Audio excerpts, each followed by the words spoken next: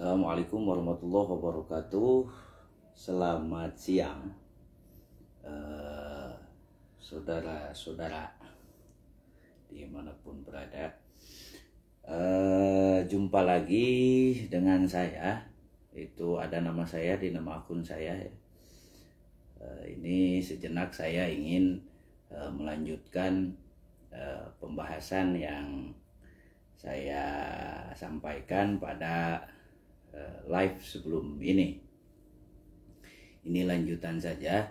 Pada video live sebelum ini saya bercerita tentang bahwa lafaz zikir yang sering dilantunkan oleh para pengamal tarekat itu sering berubah-ubah lafaz zikirnya. Tidak satu kalimat, tetapi seiring dengan kecepatan zikir para pengamal, dengan sendirinya akibat kecepatan itu suara zikir mereka berubah-ubah.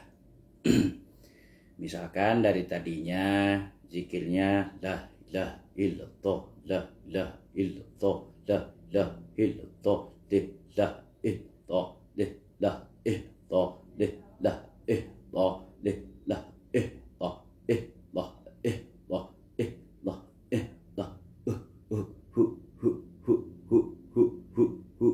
Nah, ini menjadi persoalan ketika ini diketahui oleh atau terdengar oleh orang yang belum memiliki pemahaman, sehingga seringkali cara zikir seperti ini kemudian disesatkan oleh para beliau yang belum mengetahui tata cara zikir.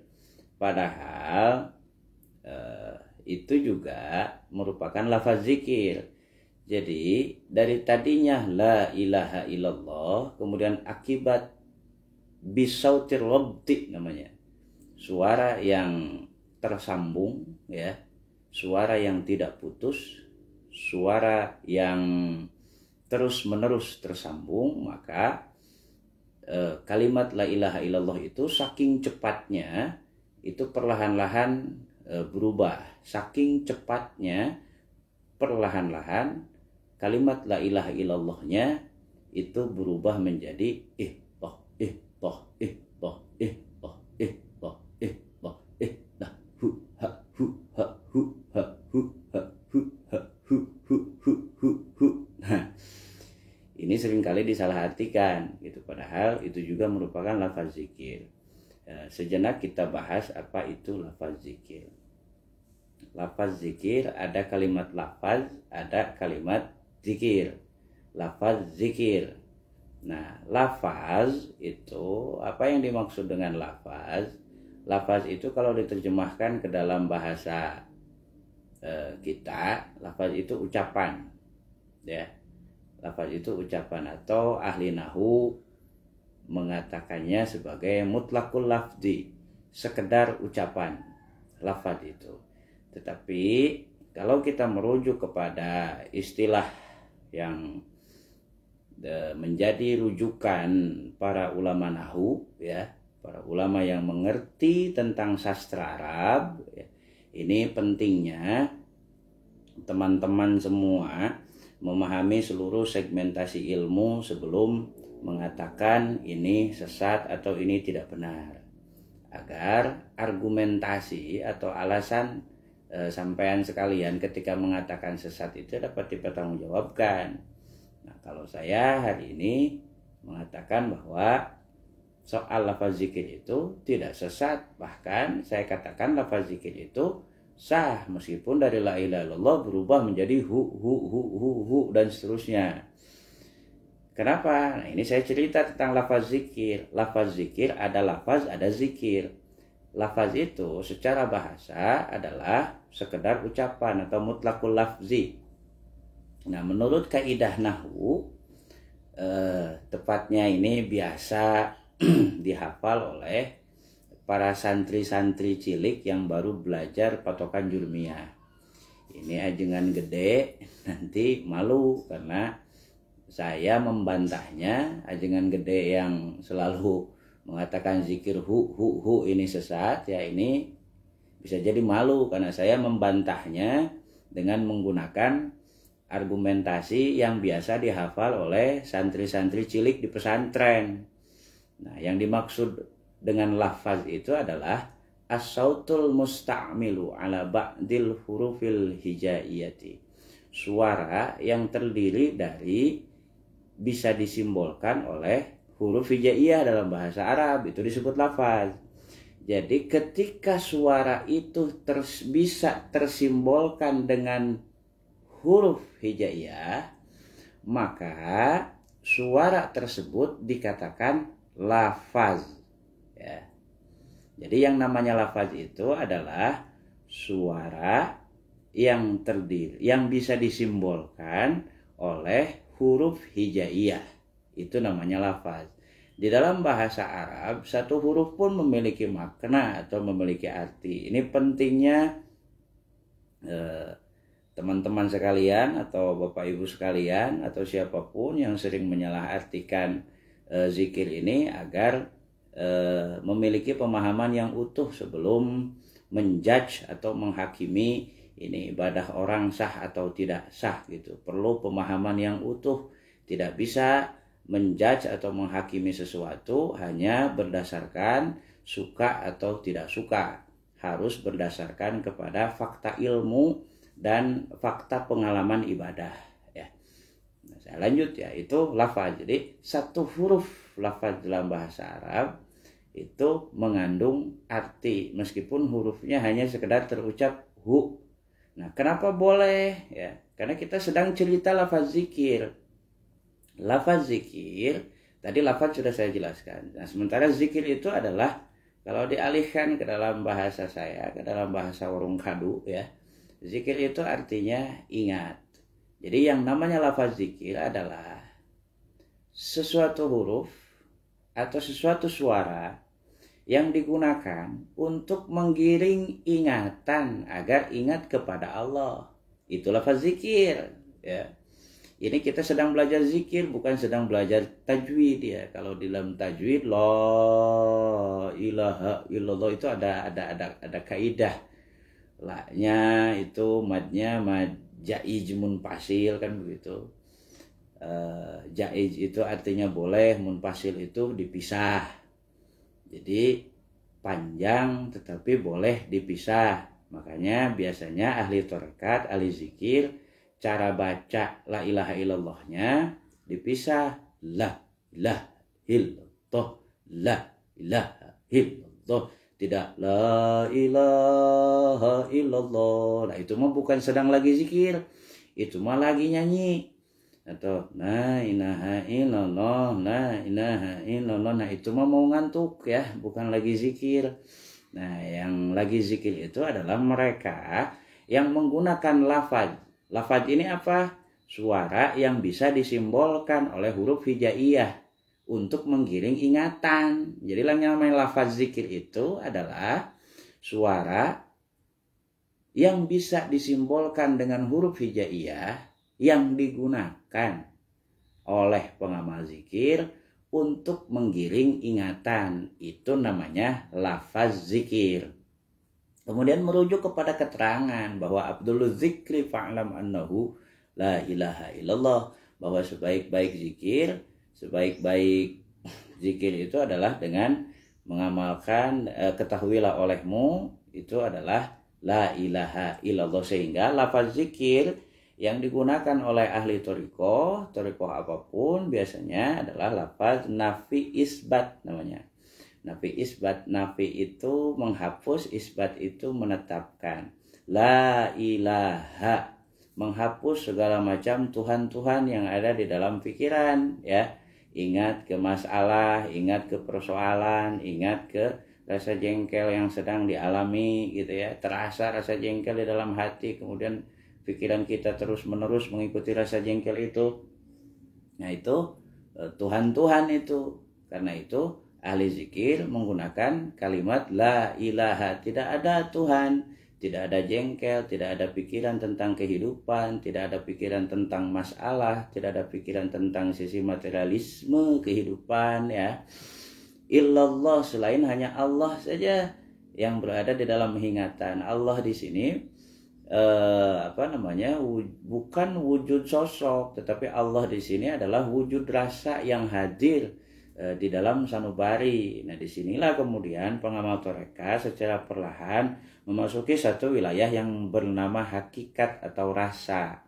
Nah, melalui hakikat atau rasa ini, ya, akal perlahan-lahan merasakan rasa positif yang dihasilkan oleh hasil amaliyah zikir yang dilakukan. Begitu. Jadi la ilaha illallah, la ilaha illallah, la ilaha, tidak ada Tuhan. La-nya la nafi lil jinsi dan sebagainya lah, itu menjadi bahasan ilmu, ya, menjadi bahasan pengetahuan. Nah, hanya yang ingin saya tegaskan, misalkan kalau kita memanggil orang, namanya, misalkan namanya Endang. Si orang ini namanya Endang. Saat masih jauh, ya, kita mengatakan kepadanya Endang misalkan, ya, Endang misalkan. Nah, ketika sudah dekat, Dang, nggak Endang lagi kan? Nah, ini la ilaha illallah juga nama, ya. La ilaha illallah ini nama atau asma zikir, nama untuk zikir. Lafaz zikir, asma zikir, nama untuk zikir. Nah, ketika nama ini dipanggil atau disebut, ya, tadinya la ilaha illallah, karena posisi masih jauh. Tetapi ketika posisi sudah dekat, ini sisanya tinggal hu, seperti manggil nama orang. Itu tanda wujud orangnya sudah dekat, sehingga tidak perlu memanggil nama lengkapnya. Demikian juga la ilaha illallah, ya. Demikian juga la ilaha illallah. Ketika rasa itu sudah dekat, bahkan terasa oleh pikiran, oleh akal, pikiran sudah mulai mendekat ke dalam hati, maka yang la ilaha illallah itu seketika berubah. La ilaha illallah, deh, dah, toh, deh, dah, toh, deh, dah, toh, deh, dah, toh, dah, toh, dah, toh, dah, toh, dah, dan sebagainya. Makin ke sini makin dekat, makin terasa kehadiran rasa ilahi itu, ya. Kehadiran rasa ilahi itu ada di dalam hati kita, ada di dalam sanubari kita, sehingga akal itu merasakan kehadiran rasa itu. Makanya tidak lagi lengkap, ya. Kalimatnya itu tidak lagi lengkap. Tidak lagi la ilaha illallah yang utuh, ya. Tetapi tinggal huruf bunyi hu yang ada di dalam bunyi hu yang ada di dalam kata illallah. Satu-satunya kalimat yang ketika kalimat itu dibongkar dan tidak mengalami perubahan makna, itu hanya kalimat la ilaha illallah. Oke, kita buktikan, ya. Kita buktikan. Kalau ini kalimat-kalimat la ilaha illallah ini dibongkar kemudian merubah makna zikir, tentu sampean boleh mengatakan perubahan terhadap kalimat itu merupakan langkah-langkah yang sesat. Tetapi sebenarnya kalau ini kalimat la ilaha illallah kita bongkar, dari satu bongkaran sampai ke huruf terakhir ini tidak merubah makna ketauhidan. Nah, karena itu la ilaha illallah itu satu kalimat yang hanya disebut satu kali di dalam Al-Quran, dalam surat Muhammad saja. Itu melambangkan saking ini kalimat mendorong kepada aspek-aspek ketauhidan. Ya, saya bongkar, ya. La ilaha illallah, tiada Tuhan selain Allah. Maknanya kan begitu, ya. Maknanya kan begitu.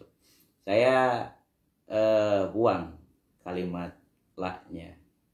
Jadi tadinya la ilaha illallah, saya buang huruf la-nya, jadi Tuhan selain Allah, tiadanya nggak ada. Nah, kalau dikalimatkan begini, Tuhan itu nggak ada lagi selain Allah, itu ngerubah makna apa enggak? Tuhan itu nggak ada lagi selain Allah, itu ilaha illallah. Jadi mau la ilaha illallah, tiada Tuhan selain Allah, lah toh lahnya nggak ada, lah toh lah toh lah toh lah toh, tidak ada lagi Tuhan selain Tuhan, itu nggak ada lagi selain Allah gitu. Jadi ilah yang pertama itu ilah yang bersifat umum, hal-hal yang kita pikirkan, ya, materi kehidupan yang kita pikirkan, kemudian rasa negatif yang kita rasakan, itu ilah namanya, itu Tuhan namanya. Sehari-hari kita bergaul dengan itu.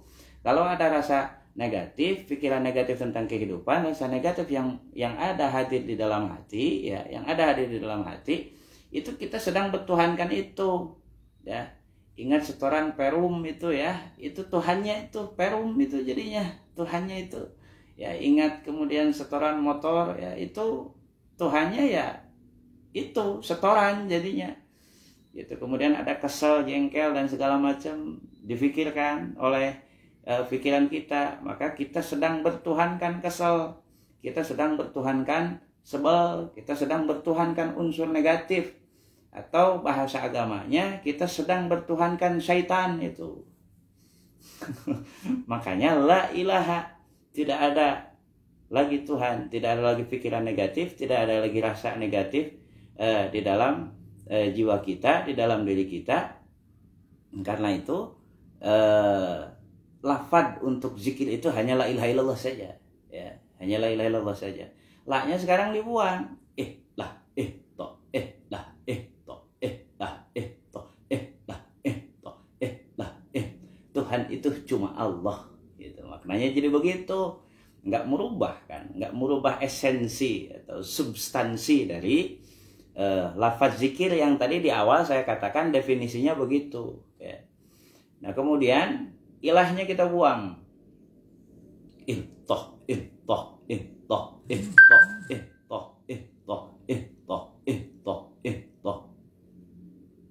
hanya Allah, hanya Allah, hanya Allah, hanya Allah, hanya Allah, hanya Allah, hanya Allah, hanya Allah. Salah nggak bilang begitu?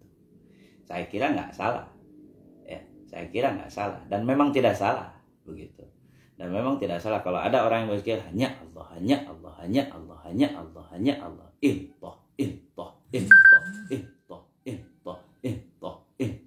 Nggak salah. Nah, kemudian ilahnya kita buang. Ilahnya kita buang. Loh. Karena cepat, kan. Kemarin di dalam kitab Hidayatul Adhkar dikatakan bisautir robti, dengan suara yang tanpa putus, ya.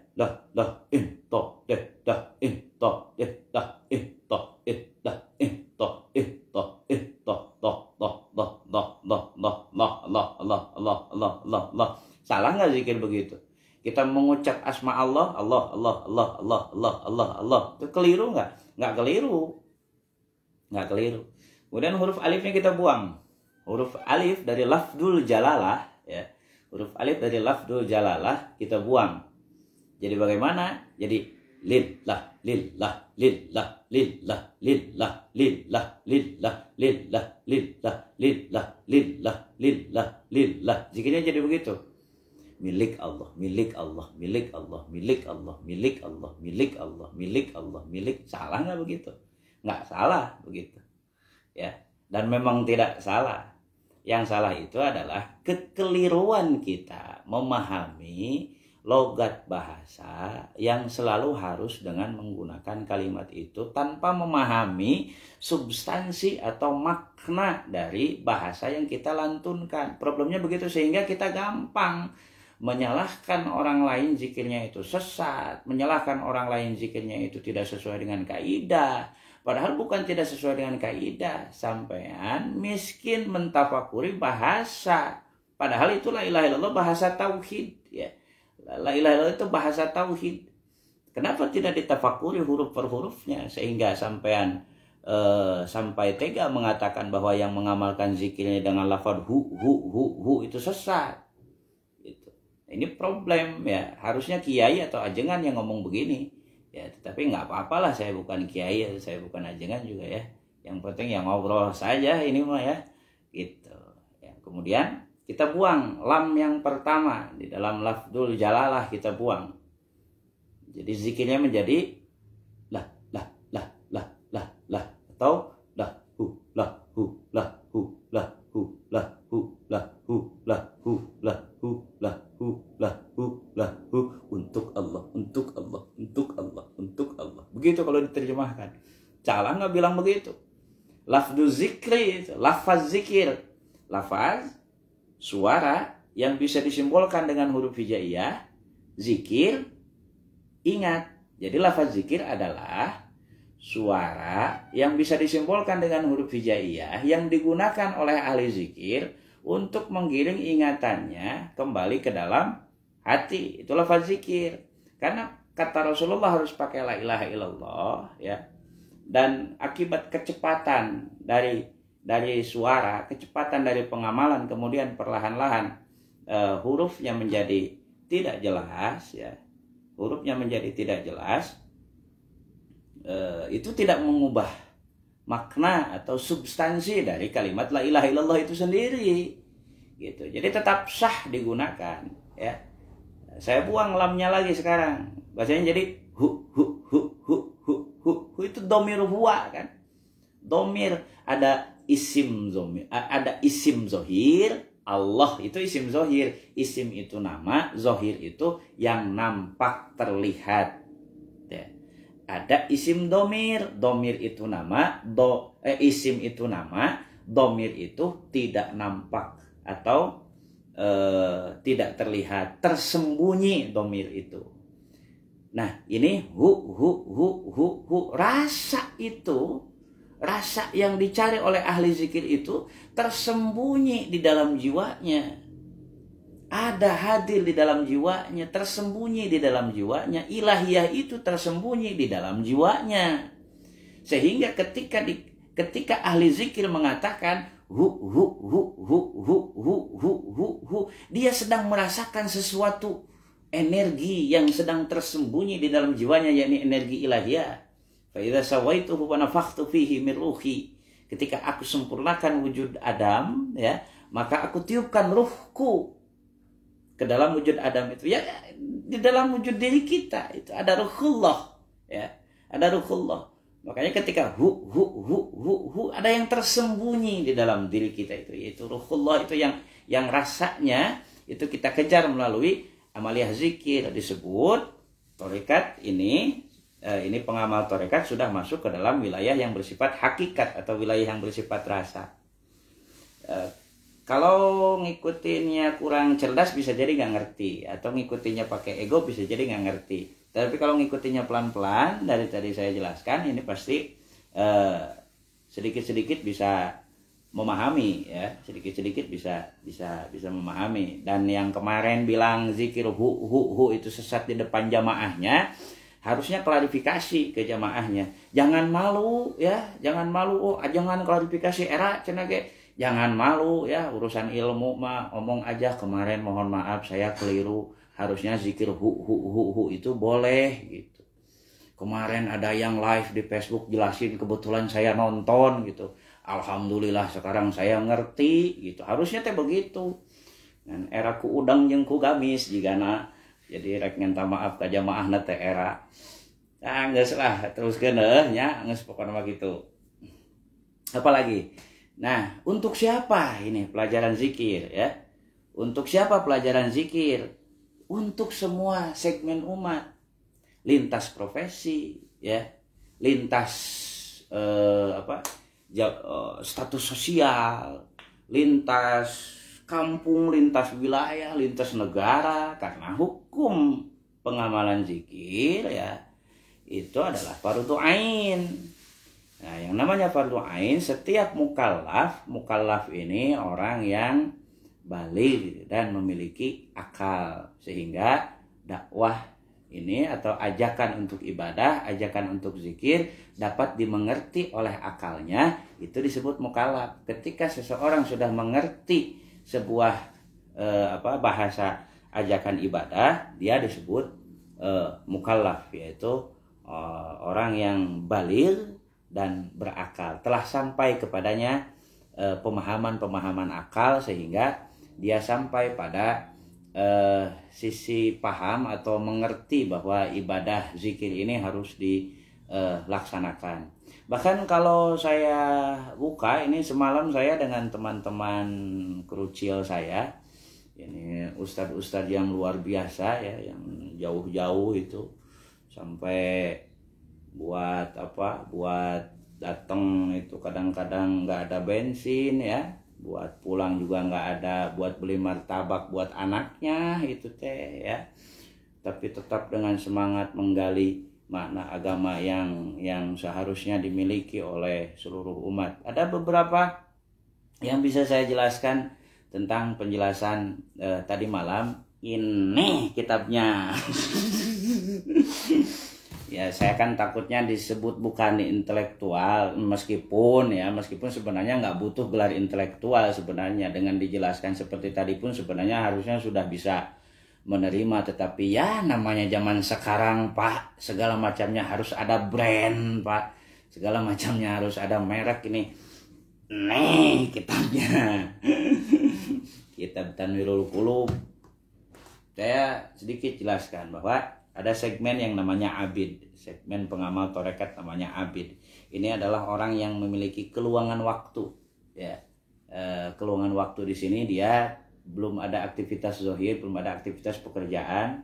Nah, yang seperti itu, daripada ngelamun di rumah mikirin biaya kawin yang nggak ada gitu ya, mendingan pergi ke majelis zikir, minta ijazah zikir sama guru zikir ya, mending zikir di majelis-majelis zikir ya, mau isya, mau zuhur, mau berbagai macam waktu gitu ya. Lebih baik seperti itu dibandingkan dengan ngelamun. Itu namanya ini di sini di dalam kitab Tanwirul Qulub halaman 401 dan seterusnya, nanti akan saya cerita ya.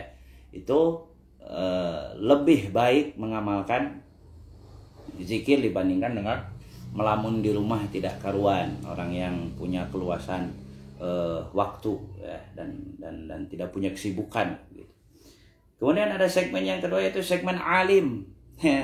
Segmen alim ya, orang yang punya ilmu pengetahuan agama, itu juga harus ditalkin zikir ya, itu juga harus ditalkin zikir, itu juga harus diijazah zikir dari guru mursyid. Itu biar ilmunya tidak dipakai buat mukul-mukulin orang, karena kan jenis-jenis pukulan hari ini banyak. Ada pukulan fisik ya, ada pukulan kata-kata dengan menggunakan produk logika ilmu ya. Kita sering mengatakan orang lain salah, sering mengatakan orang lain sesat tanpa dasar, hanya atas dasar suka atau tidak suka. Nah, yang seperti ini ya, harus juga mengamalkan zikir, punya pengetahuan agama ya, dia omongannya didengar sama umatnya, sama jamaahnya gitu ya. Yang seperti ini, daripada ngomongnya nanti keliru di depan jamaah, kemudian oleh jamaahnya kekeliruan itu diikuti ya, hanya bermodal baca kemudian dia berani menyampaikannya ke jamaah, itu harus ditalkin atau diijazah zikir oleh guru mursyid yang silsilahnya tersambung kepada Kanjeng Rasulullah Shallallahu Alaihi Wasallam. Segmen yang ketiga itu wal muta'alim, santri-santrinya juga harus ditalkin zikir. Santri-santri orang alim yang tadi itu juga harus ditalkin zikir, biar dia belajarnya, dia menimba ilmunya itu nanti tidak melulu hafalan. Ini kan tradisi pesantren itu adalah menghafal kitab. Sampai dulu saya ngapalin Alfiyah itu ya, qala Muhammadun huwa ibnu Maliki Ahmadu Rabbilaha khairul Maliki musolliyan ala Nabil Mustafa, dan seterusnya yang seterusnya. Kelas 2 SMP saya katalar Alfiyah, hari ini saya lupa lagi gitu ya Alfiyahnya. Johar Makron saya talar, lupa lagi juga sekarang. Tapi nggak apa-apa, kata Gus Mus juga ada ilmu yang sudah menjadi mamlakah. Mamlakah itu sudah menjadi kepemilikan. Meskipun teksnya tidak dibaca, meskipun syairnya tidak dibaca, tetapi kalau sudah terpahami itu sah menjadi ilmu. Gus Mus yang bilang, bukan saya itu. santri itu juga harus ditalkin zikir biar meriah gitu. Maksudnya pesantren itu meriah jadinya. Habis ngaji sapinah zikir jahar gitu, habis ngaji jurumiyah zikir khofi, biar begitu nanti ya, biar tidak sangek otaknya gitu. Itu sangek bahasa Indonesianya apa itu ya, ini busuk ini otak nanti kalau terus menerus dijejali oleh paham-paham yang sekiranya tidak dibarengi dengan hati yang bersih saat menyampaikannya. Itu pasti nanti itu pipaseun kata orang Sunda mah. Segmen yang ketiga itu yang harus menerima talqin zikir itu adalah mana sih halaman? Iya ngaji kitab yang po halaman sok rese, tak mending ngaji ngobrol cek saya ge. Wali di sini adalah pemimpin daerah. Pemimpin daerah di sini bisa tingkat RT, bisa tingkat RW, ya, bisa tingkat kepala desa, bisa tingkat kecamatan, bisa tingkat kabupaten, ya. Juga wali di sini, pemimpin di sini juga bisa anggota DPRD, bisa anggota Pemusdes. Semuanya itu harus mendapatkan talqin zikir atau ijazah zikir dari guru mursyid biar memimpinnya dengan ilahiyahnya. Kalau welas asih sudah muncul di dalam jiwa, ini jasad, ini tangan tidak akan berani ngambil itu uang proposal itu ya. Nanti itu tidak berani ngambil uang bantuan itu nanti. Tidak berani ngambil uang proyek itu karena ininya sudah ridho dan syukur, cukuplah aku dengan rezekiku ya. Tidak mau ambil cakacokot itu, ini apa cakacokot bahasa Indonesianya? Hak milik orang lain apalagi hak milik rakyat gitu, karena sudah ada zikir di dalam jiwanya, makanya harus ditalkin zikir ya, harus ditalkin zikir. Terus wal muhtarif ini kalangan profesional, semacam penjaga pos satpam ya, profesional itu, semacam pegawai bank itu profesional, pekerja itu profesional, tukang tani juga profesional itu, dia profesional dengan ilmu taninya. Ya, tukang kebun juga profesional itu. Dia profesional dengan ilmu berkebunnya. Maka seluruh segmentasi pekerjaan itu sebenarnya pelakunya harus mendapatkan talqin zikir dari guru mursyid biar dia bekerjanya dengan ilahiyahnya, bekerjanya tidak mengharapkan uang dan imbalan tetapi betul-betul ingin mengalirkan manfaat kepada orang yang mempekerjakannya. Sehingga orang yang mempekerjakannya ini puas atas kinerjanya. Ketika puas atas kinerjanya, dia ngasih dia ngasih imbalan pun itu ngasih imbalan yang berdasarkan atas keikhlasan dan keridhaan. Gitu, bersih, putih hatinya, pikirannya enak, nyaman dan segala macam. Itu tujuannya talqin zikir itu seperti itu, biar muncul ilahi di dalam kehidupan kita sehari-hari. Begitu ya. Nah, saya lanjutkan. Ini agak sedikit kalau untuk ahli ilmu yang mendengar ini agak sedikit ngejelengeng karena sirah. Ngejelengeng karena cili. Ngejelengeng itu ya bahasa Indonesianya. Ya itulah pokoknya. Sikap, sekali lagi, sikap merasa cukup atas ilmu yang dimiliki itu tidak boleh ada di dalam diri orang alim, di dalam diri orang yang sudah berilmu. Meskipun orang tersebut, ini Tanwirul Qulub halaman 405, meskipun orang tersebut sudah menjadi tokoh di tengah masyarakat, tokoh di tengah santri, ketika dia merasa cukup dengan ilmunya, nah ini sikap yang tidak boleh ada. Karena yang dimaksud thalabul ilmi itu kan minal mahdi ilal lahdi, ya, dari sejak diayun itu sampai nanti kita masuk kuburan, itu jasad ini masuk kuburan itu muncul kewajiban mencari ilmu, ya. Nah meskipun dia sudah menjadi tokoh, dia banyak santrinya, ya, dia banyak pengikutnya, ya, bahkan tokoh-tokoh lain pun berkiblat kepadanya, ya. Seorang yang berpengetahuan tidak boleh merasa dirinya sudah cukup atas ilmunya. Nah, harus bagaimana dong? Di sini dikatakan wa innamal wajibu alaihi al-ijtima' bi ahli tariqi liyadluhu ala tariqil mustaqim hatta yakuna mimma yuhaddithuhumul haqq fi sarairihim min syiddati safa'i batinihim wa yakhlusu minal adnasi wa yajtanibu ma syaba' ilmuhu minal qudratil hawa. Lieur kan? Tah, terjemahan we geus nya dengekeun geus ya. Wajib bagi orang yang seperti tadi, dirinya sudah diikuti banyak orang ya, punya ilmu dan pengetahuan ya. Punya ilmu dan pengetahuan di sini bukan sekedar pengetahuan agama ya. Nah, tidak boleh merasa cukup atas pengetahuannya, tetapi dia harus mau berkumpul dengan ahli thariqah ya. Dia harus mau berkumpul dengan ahli tarekat agar para ahli tarekat ini menuntunnya untuk bersikap lurus di dalam kehidupan. Karena ilmu tidak menjamin orang bisa bersikap lurus di dalam kehidupan. Sering orang banyak ilmu malah manfaatin ilmunya buat nipu-nipu orang, itu masalahnya teh. Nah, sehingga butuh kebersihan hati untuk mengaping ini ilmu ya, mendampingi ini ilmu agar ilmu ini tidak digunakan untuk misalkan nipu, nyuri kan. Orang-orang cerdas itu kan banyak, orang-orang pintar itu kan banyak. Udah berapa banyak yang ditangkap oleh petugas gara-gara mereka pintar nyuri gitu. Gara-gara mereka pintar, gara-gara mereka cerdas, dia ilmunya tidak mampu dia gunakan untuk hal-hal kebaikan karena jiwanya kosong.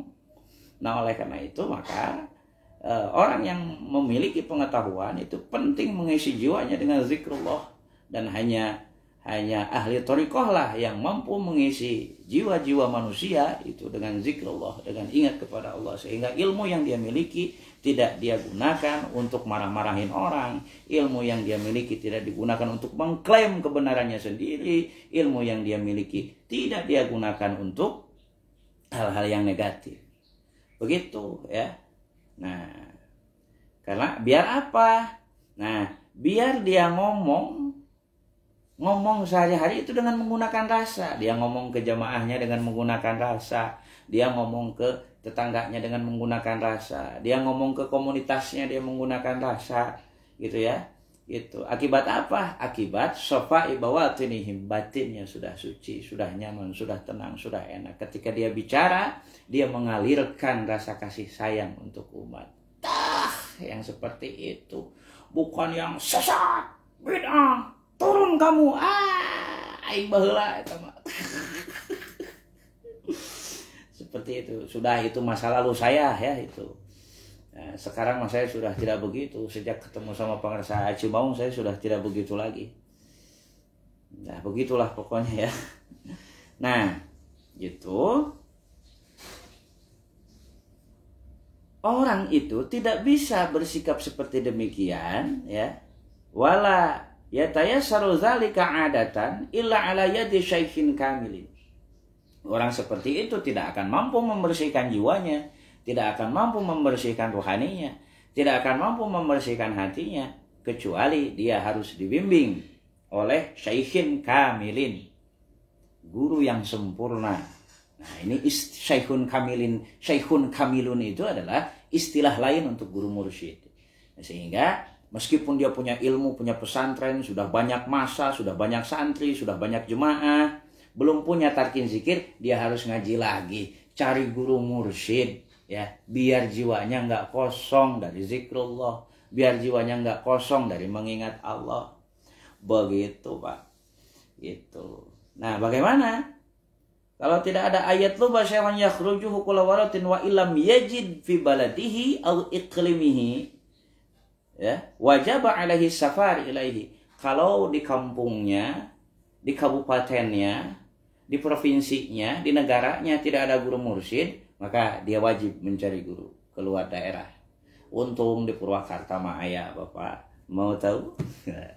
Inbox saja, nanti saya kasih tahu. Itu ya, ini saking wajib-wajibnya memiliki guru mursyid ya, sehingga kalau di satu daerah tidak ada guru mursyid, maka penghuni daerah itu harus mencari keluar daerah untuk mencari guru mursyid. Nah, itu ya sudah jelas ya bahwa jabatan atau gelar kiai itu tidak menentukan ketakwaan seseorang, gelar ajengan itu tidak menentukan ketakwaan seseorang ya, gelar ustaz itu tidak menentukan ketakwaan seseorang. At-taqwa hahuna, at-taqwa hahuna. Takwa itu ada di dalam jiwa, kata Rasulullah.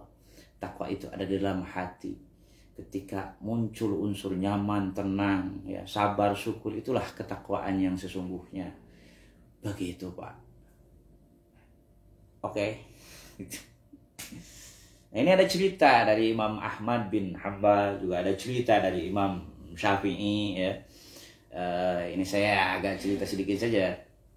Kita ini mengaku ikut mazhab yang 4. Mohon maaf untuk yang tidak bermadhab ya. Bahkan saya dikatakan saya madhab Cimaung lagi. Aduh, saya madhab Syafi'i ya. Tetapi saya torikoh Qadiriyah Naqsabandiyah yang diijazah oleh pengersa Cimaung kepada saya tahun 2018 yang lalu. Ini ada cerita dari beberapa imam madhab ya. Imam Ahmad bin Hanbal itu memiliki anak namanya Abdullah. Jadi Abdullah bin Ahmad. Abdullah bin Ahmad. Nah, Abdullah ini diomongin sama bapaknya ya, bapaknya Imam Ahmad. Nah, kau jangan gaul sama orang-orang sufi, jangan gaul sama orang-orang torikoh, kata Imam Ahmad. Kau ngafalin hadis sajalah, sudah cukuplah. Kau juga bisa baik dengan ngafalin hadis. Kau baik-baiklah di rumah ngafalin hadis, kata Imam Ahmad begitu. Suatu ketika Imam Ahmad jalan-jalan di kota Baghdad, kemudian bertemu dengan Syekh Abu Hamzah Al-Baghdadi. Syekh Abu Hamzah ini seorang mursyid, dia memiliki jamaah zikir yang banyak ya. Kemudian Imam Ahmad mengintip keseharian Syekh Abu Hamzah. Mengintip keseharian Syekh Abu Hamzah dan keseharian para jamaahnya dia intip. Ternyata akhlaknya baik, ternyata akhlaknya bagus. Pulang segera dia ke rumah, nemuin Abdullah. Nak, sini. Kata Imam Ahmad itu. Nak, sini. Kau harus bergaul dengan ahli sufi, dengan ahli tasawuf, dengan ahli thariqah. Kata Imam Ahmad ini yang ngomong, sekarang kau harus bergaul ya. Kenapa? Karena ada ilmu yang nanti kau dapat dari mereka. Kau juga tambah dekat kepada Allah. Kau juga tambah caroplokan bahasa Indonesia naon monolog caroplokan etalah pokoknya terlepas itu beban-beban kehidupan dunia dari jiwamu nanti akibat kau gaul dengan ahli sufi. Dan kau akan memiliki ulul himmah, logikamu cerdas, logikamu terang, cita-citamu nanti suci. Kalau kau bergaul dengan ahli thariqah, bergaul dengan ahli sufi. Sejak saat itu, ini bapak dan anak ya masuk ke majelis zikir, ikut zikir di majelisnya Abu Hamzah Al-Baghdadi. Itu Imam Ahmad. Sampaian belum jadi imam udah sesat-sesatin thariqah. Gitu. Udah sesat-sesatin tasawuf, belum jadi imam sampean ini. Ini Imam Ahmad ya. Awalnya memang ada sedikit prasangka dari pikiran beliau, tetapi beliau melihat langsung, sportif beliau itu. Bukan prasangka kemudian langsung ceramah di depan jamaah bahwa thariqat itu sesat, bahwa thariqat itu tidak sesuai dengan kaidah. Datang langsung lihat, langsung praktek ibadahnya seperti Imam Ahmad ya. Agar kalau melihat langsung kan tidak ada prasangka sesat dan sebagainya. Bisa nanya, fas'alu ahla dzikri in kuntum la ta'lamun. Tanyalah ke ahli zikir kalau kalian tidak mengetahui. Bukan ahli ilmu itu ya. Ahli ilmu pun al ilmu bi akhbaril madin itu dalam tafsir Munir itu dikatakan. Itu pengetahuan tentang kabar-kabar terdahulu. Maksudnya kabar-kabar ilmu terdahulu, maksudnya pengetahuan tentang silsilah itu yang cerdas itu kalau nafsirin ayat teh. Jangan sekedar baca ngomong pakai otak mikirnya tuh ya, biar berimbang begitu ya, data dan fakta itu berimbang seperti itu. Ini Imam Ahmad aja begitu, awalnya berprasangka terhadap kaum thariqah, terhadap kaum sufi, tetapi setelah melihat langsung kebiasaan ibadahnya ya, dia menyuruh anaknya untuk bareng-bareng melantunkan zikir, bahkan ikut zikir di majelisnya Abu Hamzah Al-Baghdadi. Kemudian Imam Syafi'i ini gurunya Imam Ahmad ya. Imam Syafi'i ini gurunya Imam Ahmad. Imam Syafi'i itu bilangnya begini. Imam Syafi'i, saya kutip ini ya, biar nggak disangka saya nggak bisa baca kitab. Ini kitabnya katanya keren-kerenan aja, wah yang dibaca Arabnya ya dengarkan. Wa kanal Imam Syafi'i radhiyallahu anhu yajlisu sufiyah wa yaqulu yahtajul faqihu ila ma'rifati istilahi sufiyah liyufiduhu minal ilmi malam yakun indah. Gitu. Seorang ahli fikih, orang yang mengerti ilmu fikih, ya, orang yang mengerti ilmu fikih, sekali lagi, orang yang mengerti ilmu fikih. Ini Imam Syafi'i yang bilang, ya, sampean kan asapang Syafi'i, nah, itu. Ini Imam Syafi'i aja bilang begini, orang yang mengerti ilmu fikih, dia harus bisa ya mengikuti istilah-istilah tasawuf, maksudnya mengamalkan apa yang ada di dalam ilmu tasawuf ya. Kenapa? Karena apa yang ada di kaum sufi, apa yang ada di kaum tarekat, apa yang ada di kaum tasawuf itu tidak dimiliki oleh orang yang hanya ngerti fikih ya. Ini pentingnya. Sampean masa Syafi'i itu dah jadi nate munggaul yang orang tarekat teh. Gitu. Ini Imam Syafi'i aja bilang begini. Gitu. Imam Syafi'i kita asapang Syafi'ina itu. Begitu ya. Jadi ahli fikih, orang yang ngerti ilmu fikih harus bergaul bahkan masuk ke dalam komunitas thariqah agar ilmu yang ada di komunitas thariqah itu terserap oleh ahli fikih sehingga tambah-tambah ketakwaannya, tambah-tambah ibadahnya. Itu ya, itu kata Imam Syafi'i. Ini kata Imam Malik sekarang, gurunya Imam Syafi'i. Sorry untuk para ustaz, semalam belum sempat kebaca karena bagian ini belum sempat kebaca karena keburu masuk jam riyadhah kan, jam 1 sampai subuh harus zikir. Harus riyadhah. Nah, kata Imam Maliki ya, kata Imam Maliki, barang siapa ya, man tasyarra'a walam yatahaqqaq ya faqad tafassaqa wa man tahaqqaqa walam tasyarra'a faqad tazandaqa wa man tasyarra'a wa tahaqqaqa faqad tahaqqaqa. Gitu. Barang siapa yang bersyariat, Imam Maliki ini gurunya Imam Syafi'i ya. Barang siapa yang bersyariat tidak dengan ilmu hakikat, tidak dengan ilmu zikir, tidak dengan ilmu rasa, tidak dengan ilmu thariqah, maka dia termasuk ke dalam golongan fasik. Barang siapa yang berhakikat ilmu rasa aja, nggak ada ilmu syariat, nggak sholat, nggak apa ya, dia zindik. Zindik itu keenakan, enak aja dia, yang penting zikir, nah nggak gitu. Yang menjadi tujuan agama itu adalah tasyarra'a wa tahaqqaqa. Dia menjalankan aturan syariat, dia juga menjalankan aturan hakikat. Itu baru betul kata Imam Maliki.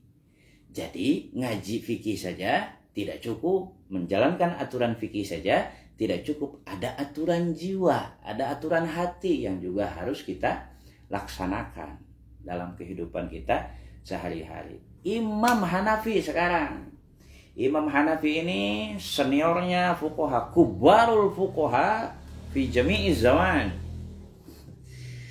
Beliau ini adalah gegeden lah gitu, gegedennya ahli fikih, karena beliau ini peletak dasar logika-logika fikih yang hari ini digunakan di berbagai wilayah di dunia. Bahkan juga beliau itu mengarang satu kitab berjudul Fiqhul Akbar. Judulnya Fikih Akbar ya, tetapi isinya tauhid itu sama tasawuf itu. Karena dulu itu istilah fikih itu untuk tauhid, untuk tasawuf. Cuma kesininya berubah. Fikih teh jadi untuk aturan sholat. Nah ini teh perlu pengkajian sejarah ilmu ya. Ini saya juga pengen ngobrol dengan siapa, dengan sendal gitu, saya ngobrol nanya supaya ada nyambung gitu ta. Jadi sampean jangan pernah punya pemahaman bahwa fikih itu sekedar ilmu tentang tata cara aturan ibadah. Fikih itu lebih luas dari itu, ilmu tentang ketauhidan. Bukan hanya ilmu pengetahuan, tapi tauhid itu harus terasa oleh jiwa kita. Kemudian ilmu tentang jiwa, tentang tasawuf, bukan hanya ilmu dan pengetahuannya, tetapi situasi jiwa kita harus bisa terasa oleh akal kita. Situasi rasa kita harus terasa oleh akal kita setiap saat, sehingga akal kita bisa melakukan tindakan-tindakan aktif sebagai langkah-langkah antisipasi agar rasa itu tidak keluar menjadi ucapan buruk dan rasa itu tidak keluar menjadi perbuatan yang buruk. Itu fikih namanya. Dan peletak dasarnya adalah Imam Hanafi. Imam Hanafi. Jadi ini keempat imam ini yang menjadi peletak dasar mazhab-mazhab fikih, semuanya berthoriqah. Gitu, jangan dianggap para beliau kosong dari ilmu zikir, kosong dari ilmu jiwa. Beliau tidak akan pernah bisa berijtihad tanpa energi zikir yang ditanamkan oleh guru mursyidnya masing-masing. Demikian, cukup segitu saja ya. Semoga ini bisa menjadi bahan tafakur sehingga melepas prasangka-prasangka yang selalu hadir kepada ahli zikir dimanapun, sesatlah apalah segala macam. Setelah dijelaskan seperti itu, semoga ahli zikir bisa dengan tenang mengamalkan zikirnya di tempatnya masing-masing. Terima kasih. Billahi taufiq wal hidayah. Wallahu muwaffiq ila aqwamit thoriq. Assalamualaikum warahmatullahi wabarakatuh.